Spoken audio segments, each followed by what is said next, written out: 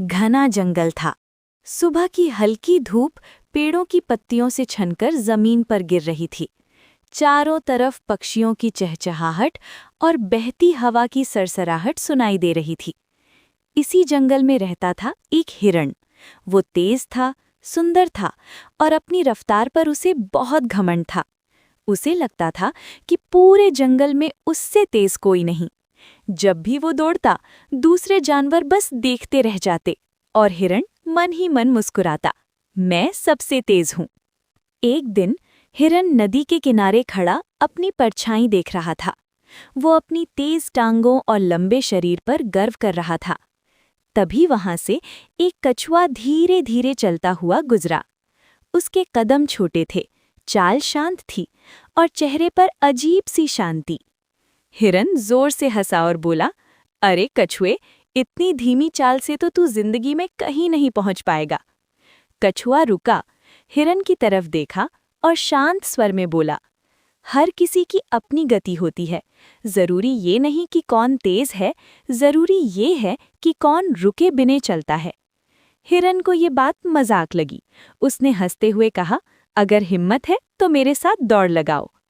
कछुए ने थोड़ी देर सोचा और बोला, ठीक है, लेकिन याद रखना, मंजिल तक पहुंचना असली जीत है।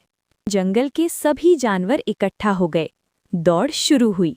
जैसे ही संकेत मिला, हिरण बिजली की तरह आगे बढ़ गया। कुछ ही पलों में वो बहुत दूर निकल चुका था। उसने पीछे मुड़कर देखा, कछुआ बहुत पीछे था, लेकिन बिना रुके चल रहा था। हिरन हंसा, इतनी धीमी चाल से तो मैं आराम भी कर सकता हूँ। वो एक पेड़ के नीचे लेट गया। ठंडी हवा चली, आंखें बंद हुई और हिरन सो गया। इधर कछुआ चलता रहा, धीरे लेकिन लगातार। धूप तेज हुई, रास्ता लंबा लगा, लेकिन कछुआ रुका नहीं। कुछ समय बाद वो उसी पेड़ के पास पहुंचा जहां हिरन गहरी नींद में सो रहा था।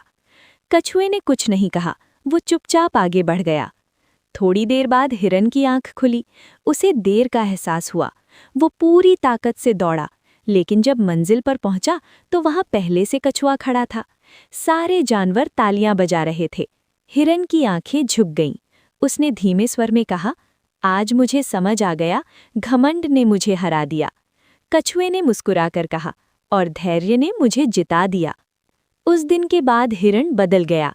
वो अब तेज होने पर घमंड नहीं करता था और जंगल में ये कहानी हमेशा याद रखी गई कि धीरे चलने वाला भी जीत सकता है अगर वो रुके नहीं। सीख: घमंड हार दिलाता है और धैर्य जीत।